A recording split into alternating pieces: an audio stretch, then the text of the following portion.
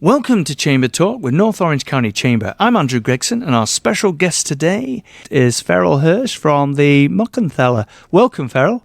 Oh, thanks for having me. This is fun. I don't get to the chamber offices very often. You don't. That's very true. And we're going to be possibly moving soon. So keep your eyes and ears peeled for that. Great. So Farrell, just quick introduction. Knowing a little bit about who you are, the journey of how you ended up becoming the CEO of the Muck, and share a little bit about why you decided to go in that type of leadership role with the arts and cultural sector. Sure. It's an interesting story because this was not the destination. This is not where I thought I would end up. It's not what I thought I'd be doing. I moved out from New York to Southern California in 1987, which was not recent. And I was a sitcom writer. I wrote for television. And that was going well, and I would work, and then I was a petulant little child. And they were paying me all this money to work on TV, and I would say, but you're changing my words. None of my words were getting on the air because there were so many people between me and the screen. Wow. And I was dating a girl who said, well, you should write for the theater. In the theater, the playwright's in charge. So I said, okay, I'll write you a play. And by the time I finished writing it, she was long gone. But I did, and I wrote this play, and it ended up playing in Lincoln Center in New York. It toured the country. It was a relative hit. It was called Different States. And so I became a playwright. And then, oh man, I was a playwright and I had plays running all over the place. And I would get very frustrated because the plays would be hits. They'd be sold out. And then say, oh, we have to close it. We're losing money. I said, how could you lose money if we're sold out? I can do that better than you, so I became a producer, and I produced award shows, televised national award shows, and I was still doing my theater stuff, and I started producing theater, and it started to go really well until one day my wife said, it's time to start a family. You're home one day a week. You're on the road the whole time. Mm-hmm. You can't start a family like that. So I got a radio job, and I became the vice president at Sirius XM, satellite radio. Right. Now, I shortened that story. Because it was XM, and then it was Sirius, and then it was Sirius. That's right. XM, I remember going through that. Yeah. And then I did that for about 15 years, and I retired. And I'm telling you, 2 weeks after I retired, I got a call from a headhunter and said, would you like to work down in Fullerton? It's a not-for-profit. I said, no, I'm retired. And they said, but, it's right up your alley, and it's a not-for-profit. I said, I've never worked at a not-for-profit in my life. And the woman says, well, it says here that you run a not-for-profit. And you just raised $200,000. I said, oh, no. I'm not really running a not-for-profit. I'm president of the school board at my daughter's elementary school. Mm. I was just talking rich people into paying money for their own kids. Right. And she said, but it's there's a theater Broadway guy and there's theater. I said, no, I was a producer. The Muck is a presenter. And she said, well, just come down and meet them. I met them and I fell in love. I'd never been in Fullerton before. I didn't know this place. It's special. And where were you living then? Well, I still live on the west side of L.A. Oh, right. So then you're in the school district for one in L.A. then? Yes. Right. Okay. Yeah. My daughter's now a high school senior. Oh, wow. And so, yeah. And who knows? Maybe Cal State Fullerton. You're looking good for the age then, Farrell. Oh, I'm old. I don't mind saying it, I turned 60 2 weeks ago. Wow. And that's old. Yeah. So that's the story of how I got here. But I really just came down for the interview because they said they would buy lunch. And when you're retired, you think like that. But that place is special. I mean, Fullerton itself is special. Yeah. But the people who come through the door are the nicest, sweetest. It's hard to imagine that much goodwill at any one place. Yeah. It is an amazing place, isn't it? Now, talking about the place, let's go through a few things that you offer there, because there's lots of different things people can do, can't they, if they've never actually been to the Muck? So you want to share a little bit about that? Yeah, I mean, the only way to say it in a sentence is that whatever artistic dreams or talents or desires you have, we can fulfill them at the Muck. So most people know us here in town because we have this gorgeous concert stage, and we're bringing literally the winners of hundreds of Grammy Awards every year. A couple of months ago, I should say, Poncho Sanchez, internationally famous Latin jazz performer. He was the headliner of our jazz festival. Wow. 2 days later, He headlined the jazz festival at the Hollywood Bowl. That's a big deal. We had the same headliner. Right. We had this guy named Sean, his kid. He's young. He's 21, 22, local guy. Sean Oliu, country singer. Played the Grand Ole Opry, got a standing ovation. A week later, played the Muck. Wow. So those are the kind of things cool. we bring just on our stage. Right. Also, a lot of people know us for our car show. We've had a car show for 28 years. Right. And it's the longest running and most prestigious car show in this region. So we're really proud of that. We have classes and camps and not just camps. We have a summer camp anybody can send their kid to. We have a second one for kids on the autism spectrum. We also run arts programming for kids who are visually impaired. Wow. We run arts programming for people who are suffering with PTSD. We have a special one on top of that for military veterans. We have a program just for people on parole. We take over whole school districts. Like here in Fullerton, you don't need us in the elementary schools. We're in the high schools and the middle schools, but the elementary schools have a great organization called All the Arts for All the Kids. Right. The same service they do here in Fullerton, we do in 3 other school districts. Wow. Yeah, and so, again, people in Fullerton don't necessarily know that you wouldn't, aspect would of you? what we do. Right. We're in every library in Anaheim. We'd come to the Fullerton libraries if they were willing to engage us. And that specifically means monetarily. Right. Because that has to be paid for. It has to be paid for, that's right. And we're in prisons. We're in, at any given time, 8 to 10 different prisons in Southern California bringing arts. When I say we bring the arts to anywhere it's needed, anywhere it's absent, and whatever it is. So if you, again, we have on top of all that, we have the finest ceramics facility in Orange County. If you want to know, we have 4 master artists teaching 4 different kinds of ceramics. Wow. And that's great. Plus, we have an art gallery. I got a Salvador Dali show coming in 2024. Who else is bringing Salvador Dali shows to Fullerton? Yeah. It's us. Yeah, or even Orange County, or even Southern California. Yeah. Yeah, So how do you, that's a lot. Yeah. That's an awful lot. That's a lot of hats and a lot of goings on. Where do you find your inspiration to who to bring in and what you feel would be right at the time and things like that? Because that's a heavy responsibility. Right. Well, everything gets informed by our mission statement, and the mission statement comes to us from the Muckenthaler family, who donated this the building and the mansion, we call it, and the surrounding 9 acres. And they decided that this organization's mission would be to enrich the human spirit through the arts. So we judge everything by that criteria. Right. Is what we're doing enriching the human spirit through the arts. So, for instance, we run trips out of the country. We're going to Ireland in October. Wow. Next year, we're taking people to Greece. But we're not going to Greece to hang out on the beach at Ibiza. We're not doing those bubble shows. Okay, I'm not bringing, for those of you who are listening and our constituents, I'm not going to make you go to the beach and sit in the bubble. We're going to visit the Acropolis and the Parthenon and the Schmopopolis and the whatever-thon. I am not... all the big statues that fell in the water and all the other things, right. And we're going to experience the art and the food and the culture. And those are the kind of trips we run. We had a great one to Nashville a few years ago. We did a riverboat cruise through France up the Seine, and we ended at at Normandy at the cemetery for American soldiers. And we visited Toulouse-Lautrec. I mean, these trips they have to be informed by that mission statement. Right. So again, that's it. Does it enrich the human spirit through the arts? Right. I love your track thinking there, because often at times the chamber has similar types of it has the bylaws, and it has its mission statement.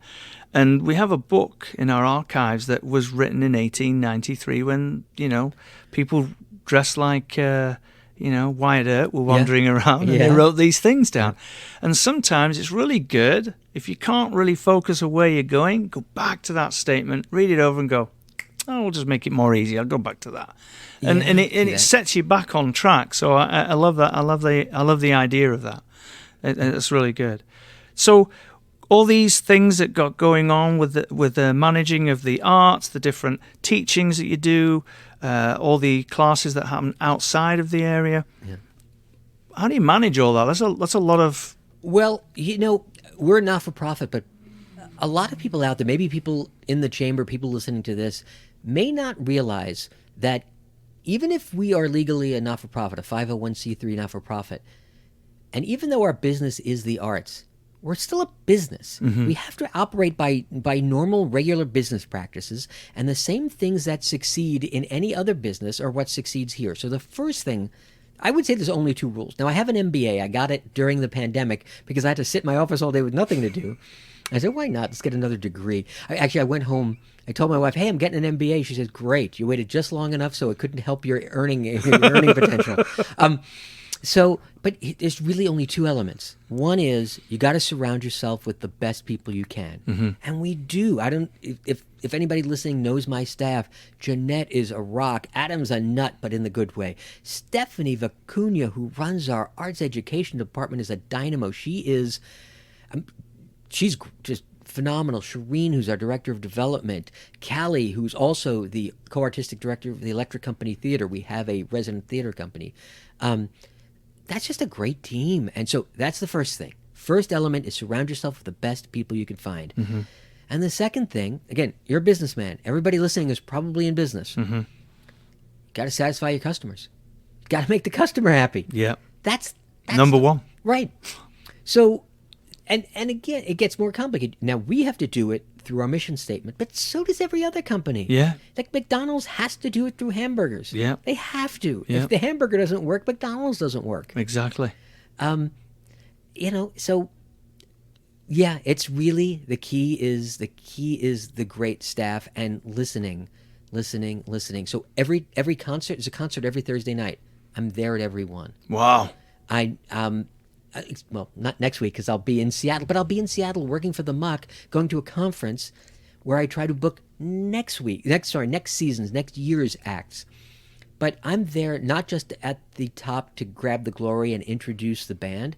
I'm there at the end, and I ask everybody leaving what they thought of that show. Right. And I'll tell you where this comes from. When I worked in radio, I was a radio executive for years. And whenever we had a replay on the air, mm-hmm. and the audience doesn't know there's a replay. Sure. It's not television where you could just sort of or you put could it on tell, there. Right, or the color shirts somebody's wearing as well. Right, you don't know. So the phone banks, call-in show, phone banks are filled. I would go into the studio and answer the phones. And I would talk to hundreds of people in an hour. And I'd ask them what they thought of the station, what their favorite shows are, why they didn't listen to the other shows. I think it's... Well, I don't want to say it's a mistake other CEOs make. It is, but I don't want to say that because they may be listening. But you got to know you got to find it. You may think you don't have time. No, you're going to make time. Yeah, it's the best thing to do. Yep. It's the best research you could possibly have because it's how you're going to further yourself. Yeah, you guys, or else you're in the bubble. Mm-hmm. Of course, if you're going to try to look at your own work and determine whether you're doing a good job, well, you're biased. You're the guy who already made the decision. Exactly. Of course right. you think it's the right decision. You've already made it. Right. So you gotta figure out what the customers want. That's very true. Now, I know that you're opening a new education facility, aren't you, in October or something? You want to share a little bit about that? Yeah, right around Halloween is the target date. This is a big deal. For those of you who have been to the Muck but haven't been there in the last 6 months, for 30 or 40 years, well, since the mid-'70s, I'm not sure I can do the math there. It's almost 50 years, almost a half a century, I guess. Yeah. There had been this building that had lived as a shack on a used aircraft. I don't know. I guess used aircraft was here in the area and had a campus. Okay. When they didn't need this building anymore, they put it on the back of a truck, carted it over to the Muck, and it was put down on a slab. That building didn't work from the mid-'70s on. And as people in this community have said to me, we've been trying to get rid of that building for 30 years. You got to replace it. So I said, great. Let's see if we can do it. And we raised about $2 million. All in this is going to be a $2 million project. It triples the amount of classroom space we have. Wow. But also, it's a beautiful building. The old thing was falling apart. It didn't fit the decor of the mansion. And we're a historical property. Yeah. So we're building something that makes sense. We used our architects are Rick Crane and Associates right here in Fullerton. That was important to us. He did a great job with the house down the side there, didn't he, for another non-profit? Yes. Yeah. I mean, they do great work. It's another, pretty local group, PR Construction. They're from Santa Ana, not too far away. They're our contractors. And we're not done yet, so I should cross my fingers when I say it. But so far, we're only about 6 weeks from opening. We are on budget and on time, so good news for the contractors. It also means the architects must have done a good job. Right. And and then our other partner in this, of course, is the city. Yeah. Because legally we're on city land, and the city has the right to make up all kinds of rules and I mean, man, there's a lot of permits. Yeah. There's a lot of permits and inspections, and I tried to explain to the city that it's their land. When the building gets built, it enhances the value of their land. Right. So it's a weird business operation. The muck is on city property. According to the contract, the city owns the property. The muck owns the house. But the city has to do the maintenance on the house. The muck has to do the maintenance on the property. I have no idea who wrote or signed this crazy deal, but we have a really good relationship with the city. Eric Levitt, the new city manager, we got along with the old city managers too, but Eric is just, he understands we're not the enemy, and he's trying everything he can, and I wish everything he can included getting rid of all these. The inspections themselves are important. Yes, they are. You want your building to stand. Yeah, and they need to be safe and all the rest of the stuff. It's just like you say, it's permit after permit after permit and fees. The fees are as I like to say, the building is going to cost about 1.2, 1.3 million. The project is going to cost almost $2 million. Right. That's not all. I'm not saying there's $800,000 worth of fees. Fees, right. Fees. But it's a big chunk. Unfair. But there's so many other things. But, I don't want to complain. The city's great to us. Great. That's awesome. And what you are you going to be doing like a grand opening with this when it's ready? What's your idea about sharing it with the world? Well, that's the kind of thing that we would love the chamber to be involved with. There should be a grand opening. I envision now.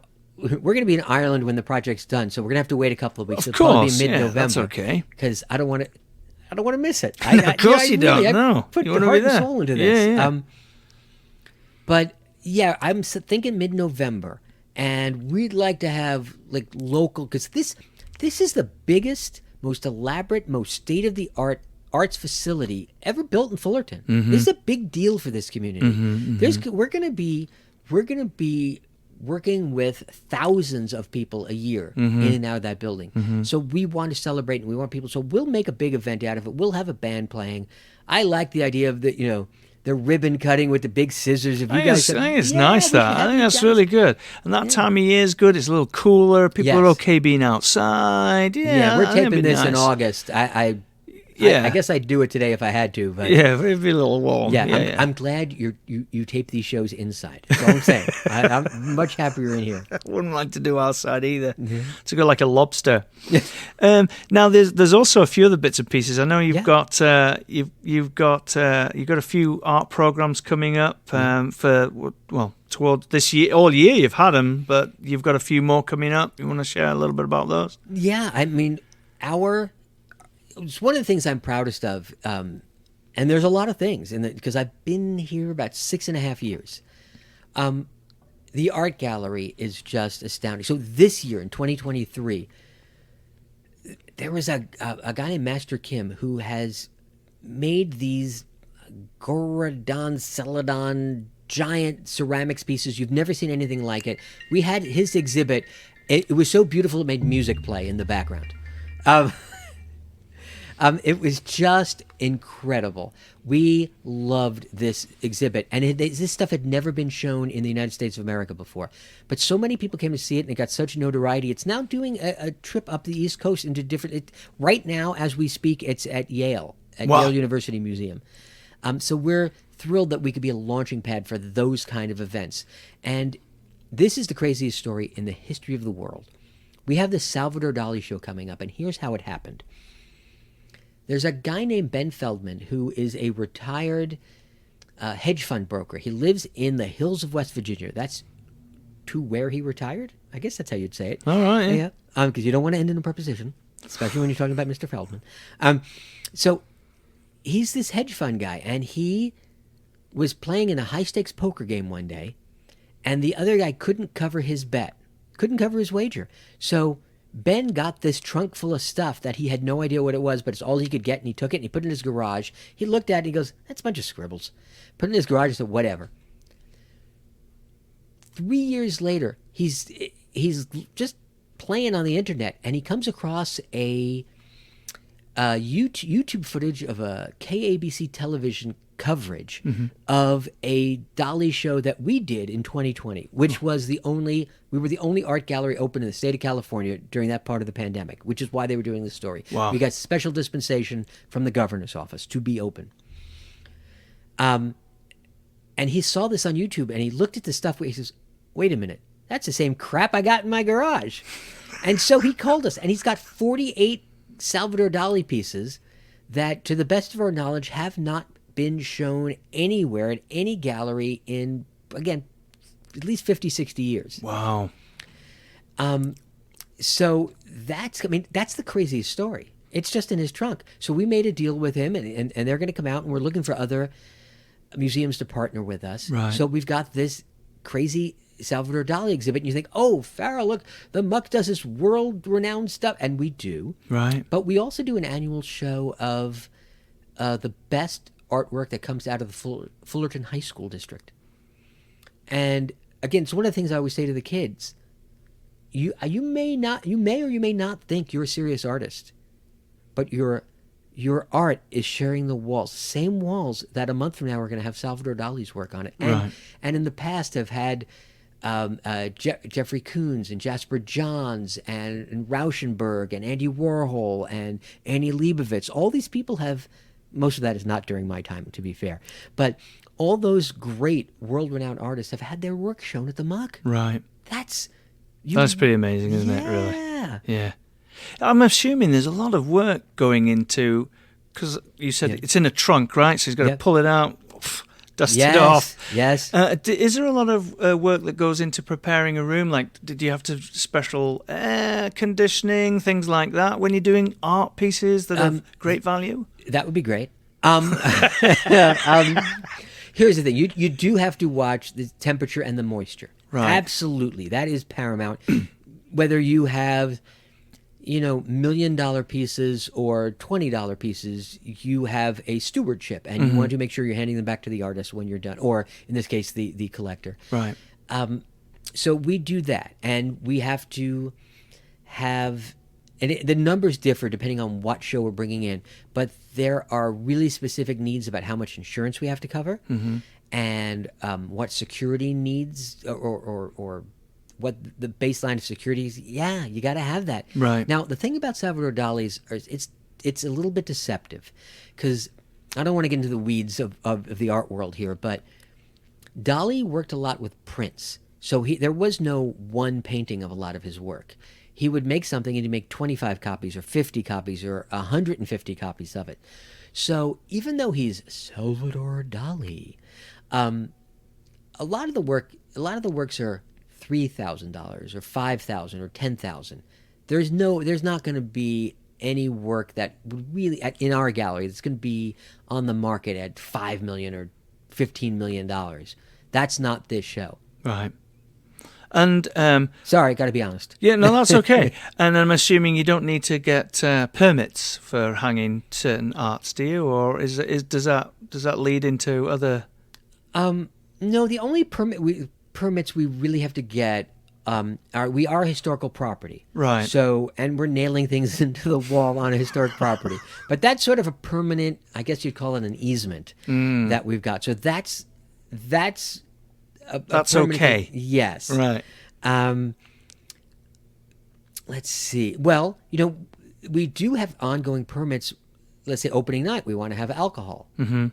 And by the way, all our opening nights are catered by Colette's Catering, and I should mention Colette's. They're good Dwayne. food. It's phenomenal. They just catered our annual gala last week. They're going to cater our quinceañera. We do this quinceañera for families that want to continue that tradition, that Mexican tradition, and don't have the wherewithal to do it themselves. They can come to us, and we throw a quinceañera for 200 or 300 people, and Colette's Catering, good corporate citizens. They're not just great presenters and makers of food. They're good corporate citizens, and they partner with us and a lot of other organizations in town, with the Y and Crittenden and all these other. And they're sending us the girls, and it's an amazing, amazing evening. So I just wanted to mention that. But when Colette does catering for us, or they have a bar, we have to get alcohol permits and we probably do 100 events a year. Right.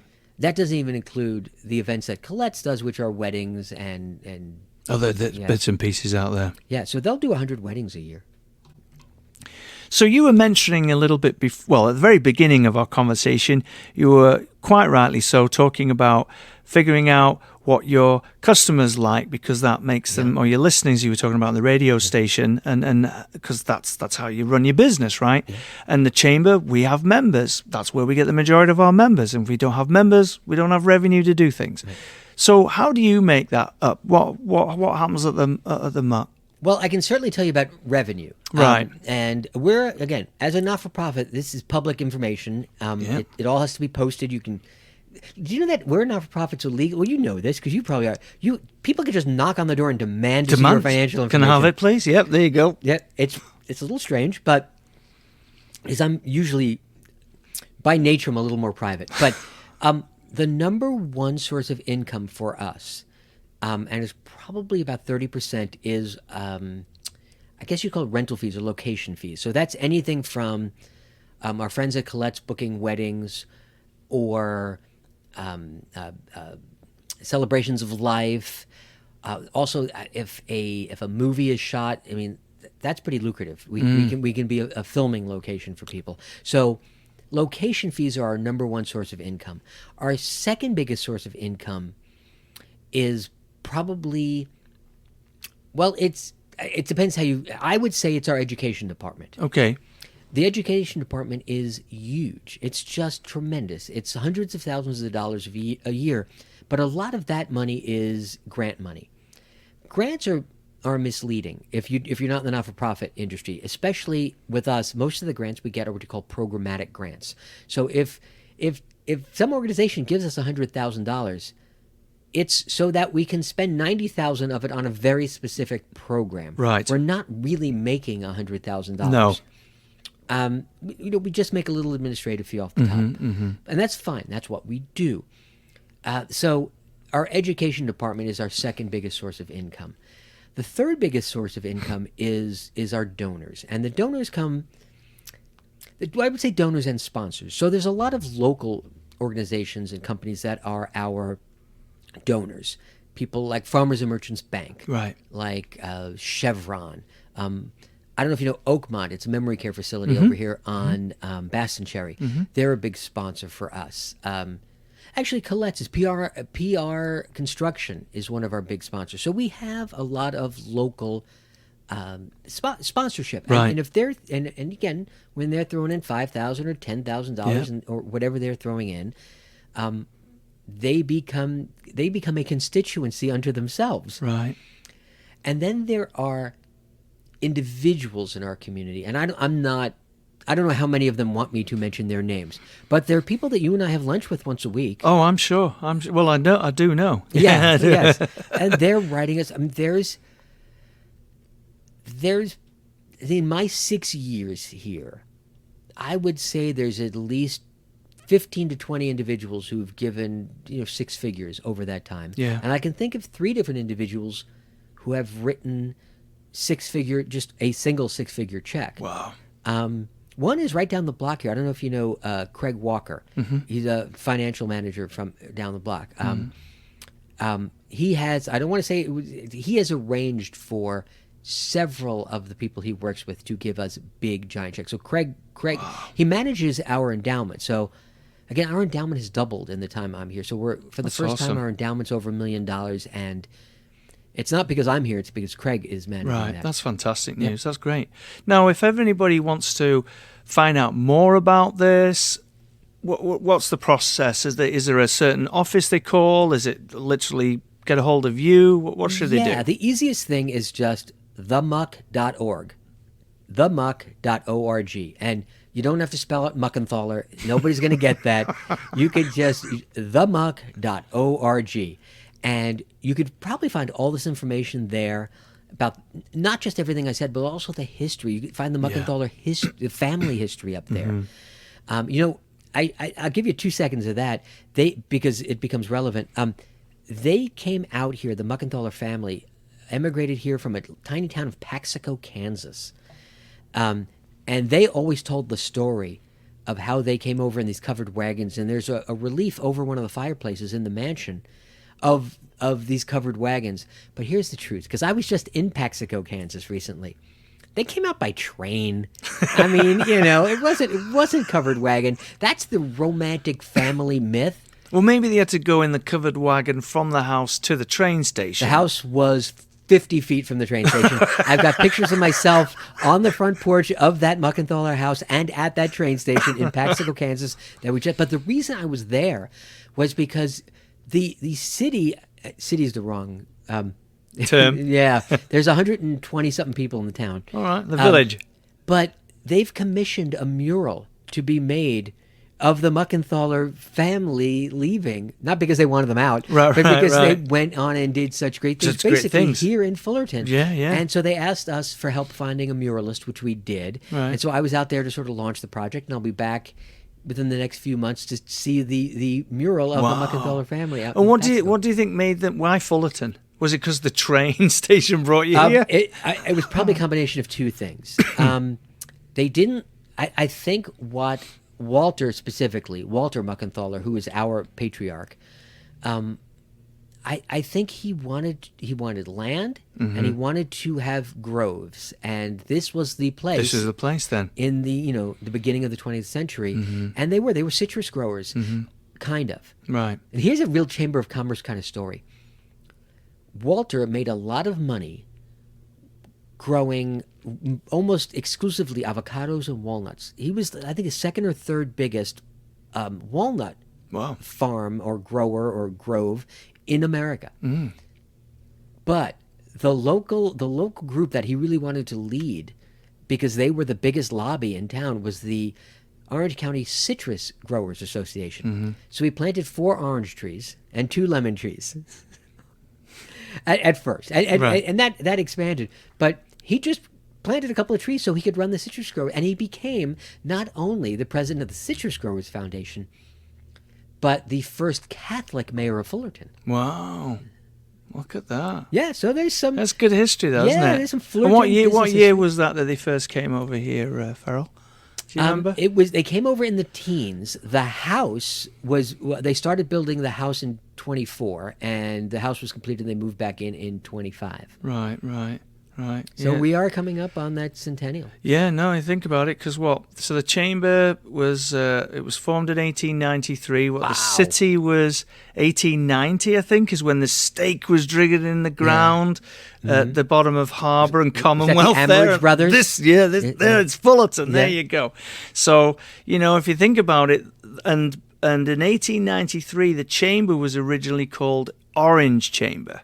Yeah. Period, because it was Orange County, and they used to receive. They were the commas, because they used to even receive telegrams from Irvine Company, when Irvine Company were farmers, telling you what the crop growth was and what's going on the train, where it's going. It's fascinating information we've got here. I'm sure Walter was a member. Great. I'm sure 100%. In fact, if we probably go back, one of them might have even been a president or we do chairs now, but it was a president back in the day. So I wouldn't be surprised. But it's funny, the history though, how much Fullerton grew in a time when we had basically nothing, right? Yeah. Like, and then now suddenly we're at this, well, where are we going now? What's the next leap? That's the next bit part. Okay. I'll sit on a panel, but don't leave me here trying to figure out the next 100 years, because I don't know if everybody would want to follow my plan for the next 100 years. And we won't go into it, but I got some pretty. Oh no, you heard some of my crazy ideas yesterday. Yes, we had lunch yesterday. Yeah. I'm not putting those out. I don't think they were crazy though. I think that's the thing. It's sometimes you got to have a thought. Yeah. You got to think it through, and then sometimes actually it might make sense. But you're right, it doesn't really sit here today. Yeah. Well, I'm a big believer in the wisdom of the crowd. Right. So I can come up with my crazy idea, but it's a bad idea to just let me run with it. either put people on a panel, on a commission, let people vote. Don't let them out the biscuit tin. Yeah. So you're preparing for the 2025 Centennial. Yes. I'm assuming. What plans or ideas have you? Oh, well, ideas could be here all day. But Well, right. Well, there's going to be a couple of things. So we have a concert scheduled where we're going to do. Because I think this is fun, like the greatest songs in the history of Fullerton. Oh, that's cool. Because, again, Jackson Browne is from here, and Three Dog Night is from here. And as a punk band, I'm not sure how many chamber members are big punk fans, but Social Disorder, was formed here. Right. And we have bands here now. You know what? Gwen Stefani was from down the block. We'll cheat. This is a very, arty city. And if you, John Raitt, the great Broadway tenor, lived in Fullerton and grew up in Fullerton, and we can include some of his big Broadway hits. And why not? Bonnie Raitt's his daughter. We'll throw a couple Bonnie Raitt songs in, whether she lived here or not. So we're going to do a countdown of the greatest songs in the history of Fullerton. Songs that were connected to here. That's cool. So that's a really cool thing. We're going to do 2 international trips that year. And that we're going to include a trip we're going to retrace the Muckenthaler steps back to Paxico, Kansas. And we're going to try to arrange it so we could be there and bring a group from Fullerton to the opening or the unveiling of that mural. That'll be amazing, wouldn't it? That is a really, really cool that is thing. pretty amazing. I'm assuming you're not going in a canvas wagon either. No. There are people who are asking us to do it by train. I recently traveled by train to Northern California, but I didn't. I loved it. That is a great way to travel. I liked it better than airplane travel. A lot of people have been saying that. It's been on the internet a lot recently. But I don't know how I'd feel if I stayed overnight I guess there's communal showers and I don't know. I wouldn't. I haven't done that. So really, like I said before, it's up to the audience. Yeah. I mean, I can offer the trip both ways. Yeah, that's true. Some people could head out on Monday by train. The other people could take off by plane on Wednesday. Meet each other. And have 2 different groups go. Yeah. By the way, all our travel is run by a company called Meridian Guided Travel right here in Fullerton. Again, oh wow, that's cool. I bet he's not. The guy's name is Matt Maturo. I bet he's not a member of the chamber, but he would be. We should talk to him about that. We should talk to him. I like that. That's good. That's great. Thank you very much. You were talking very earlier on about you'd mentioned that you did script writing, then you went into theatre writing, and how well some of them actually really went out, and you were very happy with them. You were very pleased with them. Those are the right? ones I talk about. Have you ever thought about running them at the Muck? Here's the thing. We have a resident theater company, again, based here in Fullerton, the Electric Company Theater, and they do great, ambitious, fun work. They just did a Sound of Music that was all over the property. They got the Tony Award-winning show Once, which is a musical that they're going to do in a site-specific way inside our gallery. That's coming up this fall. They're coming back early in 24 with Fiddler on the Roof. No, that's a good They're one. going to build the town of Anatevka on our lawn. Wow. Now, for anybody who knows Anatevka, you're like, I think I don't, it's their thing, but I think anybody who comes to see it is really going to be playing the part of a villager in Anatevka, in this shtetl, in the Pale of Settlement. So, which again, I got my first master's in history, so I got the only thing I remember from watching it over and over again, because my mother was into all of that, was If I Was a Rich Man. Which again covered by Gwen Stefani, who grew up down the block, and maybe that's the song we'll do at our centennial thing. So there's one show that I've thought of. It's called The Last Bear, and I wrote it because I saw an article in the New York Times about the last animal that was left alive in the zoo at Sarajevo when the war broke out in the Balkans. And there was one animal left alive. It was a Russian black bear that was a gift from Stalin to Tito. Wow. And it was only alive because it ate the other two bears in its cell. And those two bears that it ate were that bear ate its own parents. Right. And, because there was a war. Nobody came along to feed him. Right? They were gone. Right. So I wrote a one-man play where the guy gets to play that bear. Wow. And it's, despite the fact that it's it's a war and it's cannibalism. Sure. It's really, really funny. Right. And that play ran for me. It ran at the Royal National Theatre. Sir Trevor Nunn, if you're a theater guy from your hometown, Sir Trevor Nunn is a big deal. He directed it. We ran it on national TV in Sweden. Another company did it. It played in Stockholm, Helsinki, and Oslo. The next year it went to Johannesburg and Sydney. And so that play has been really, really successful. And I thought maybe we'd do that as a fundraiser one time. That'd be cool, especially because you're running the place. That would, I know, but Are you worried that locals wouldn't come because they don't like you that much? Or? No, I think we could get a good crowd, but I like to be really, really careful about using the muck as a way to promote my own nonsense. And it's not nonsense. Well, it's not if play. it's a fundraiser, though, because you're sort of giving the rights to air it, Yeah, so I wrote a book that came out in 2018, and it made the bestsellers list. Oh, well, congratulations. What's the book called? It's not PG. The title's not PG rated. You okay? Okay. I'll clean it up. Yeah. It's called 50 Things I Learned by Screwing Up in Front of Celebrities. All right, okay. And can you find it on Amazon or something? Absolutely, it's on Amazon if you get my name. It's my shoving match with Leonard Nimoy, the time Frank Sinatra sued me. It's Backstage with Annette Bening and Carol Burnett. And it's all these, it's the time Justin Bieber crashed my birthday party. It's the time I told Lady Gaga that she's going to have to change her name or she'll never make it in this business.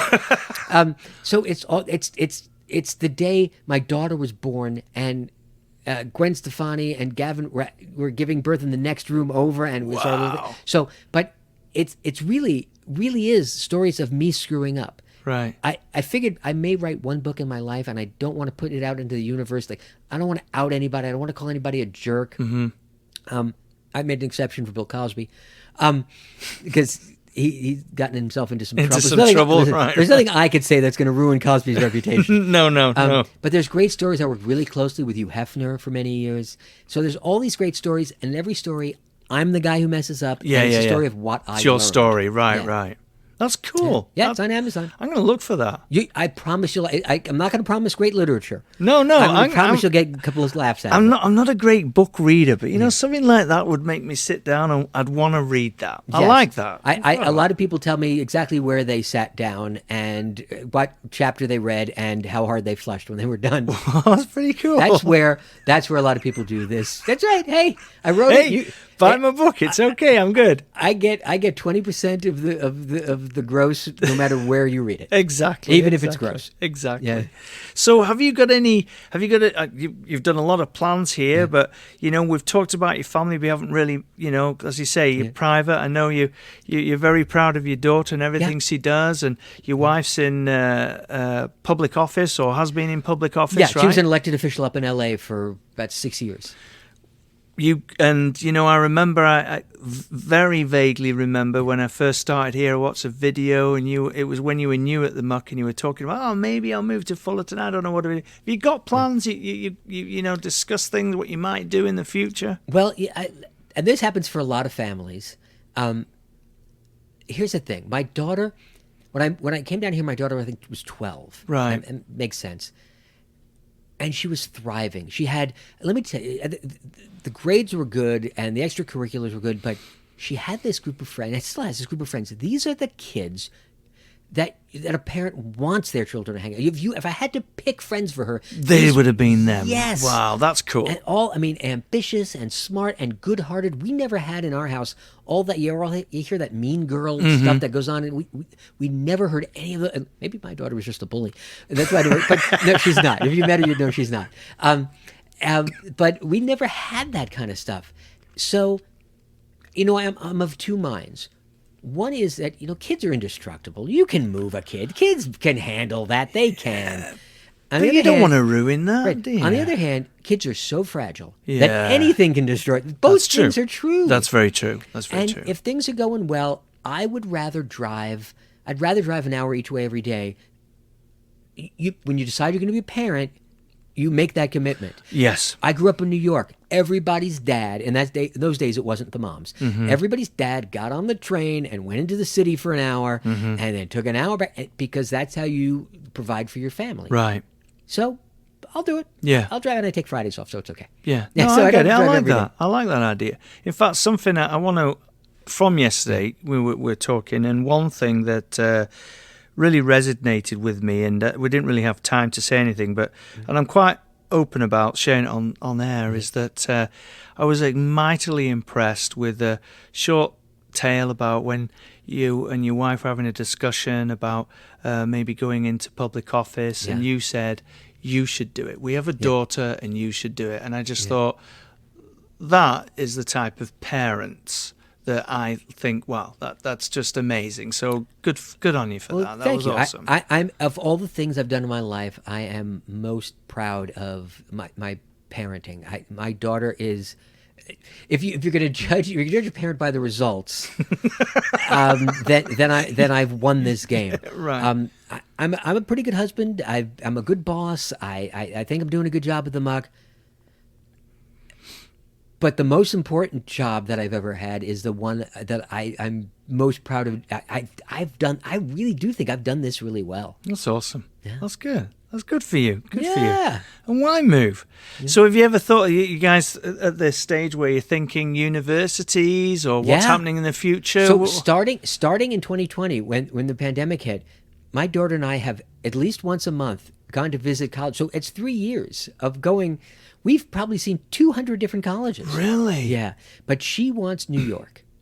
She doesn't care what school she goes to or what she majors. Well, she wants to major. She knows she wants to be in the arts. Right. She doesn't necessarily want to be an artist. Maybe it's like this past summer, she interned with 2 film companies. Mm-hmm. And so she thinks maybe she'll go to film school. But last summer, she interned at an art museum with the curator, and she thought she wanted to be a curator. Okay, fair enough. So she doesn't know exactly what she wants to do. But she knows she wants to be somewhere in the arts. Okay. And she thinks New York is the best place for that. And so, it's she just started her senior year. Just getting through she's made her list of schools we're going to start applying. We'll apply like everybody else. You apply to 30, 40 schools, including the ones you can't afford. Right. And you hope for a miracle. Yeah. You hope the miracle would be that she doesn't get in, so you don't have to pay. No. Her. I don't want to say it's her dream. I don't want to give away her stuff. But she has a school she really wants most to go to, and another dozen that she'd be thrilled with. And do you still have family up in New York, or my brother and his wife raised their 3 kids on the upper? Let's see, what would that be? That would be Upper East Side. And do you think, coming from somewhere where you've got all seasons and living in wonderful California, do you think you'd ever move out of California to go back to that type of weather, or are you spoiled? I did. I was working for SiriusXM, and they offered me what I thought was my dream job in 2013. So my wife and my daughter stayed in California because it was the middle of the school year. And I moved to New York and worked at SiriusXM at 1221 Avenue of the Americas, right, Rockefeller Center, basically. And I worked there that whole summer, and we would have moved back. Absolutely would have moved back. There were some issues. I ended up not liking the job as much as I thought. I thought it was my dream job because I was moving up in the kind of stations that I was getting to launch. Right. And I got to work on stations like Comedy Central. Wow. I mean, I launched Comedy Central as a radio station. Right, I built it on right. TV. Yeah. I ran the only LGBTQ station in the radio station in the world. Wow. And those were big steps up. Yeah. Yeah. But I love New York. If we could, but after a couple of months, it became obvious that Wasn't right fit. it wasn't right. So I Yeah. called my wife, said, "Take the house off the market. I'm coming home." Okay. And I got them to transfer me back to my old job in Los Angeles, Well, that's awesome. basically. Well, Farrell, it's been an absolute pleasure and a blast. Thank you very much for No, coming thank today. you. This is fun. I apologise to the audience. I've got a bit of a raspy voice today, so it probably is a little irritating in the ears. So It'll I'm be sorry. better when we record part 2 tomorrow. I'll just see. Anyway, so thank you very much for attending. But just before we finish this episode, is there anything you'd like to leave for the listeners? Words of wisdom, buy my book, have a laugh, whatever it is. Oh, well, if you want to buy the book, buy the book. But that's not. This isn't that sort of commercial. You know what? Here's the thing about the Muck that I would say. People who show up a lot always say, oh, you're like our hidden gem. We're not hidden. We're Yeah. out there. We're running television commercials. We're in the newspapers. Almost every concert we do sells out. Our classes sell out. Our camps sell out. There's big signs on the street showing Yeah. where you are. Yeah. So we're not hiding. If you haven't been there yet, come see us. We'll welcome you with open arms. Even if it's just to walk around the 9 acres of a beautiful campus and see a 100-year-old house. Come visit us, because I know once you come, you'll be coming back all the time. Right. I like that. Yeah. Well, thank you, Farrell, for coming in today. Really appreciate your time. And thank you, listeners, for tuning in. And we hope you'll visit nocchamber.com and select Sign Up for News at the top of the page to join our mailing list. For more interviews, visit chambertalk.podbean.com, and we invite you to like, follow, share Chamber Talk.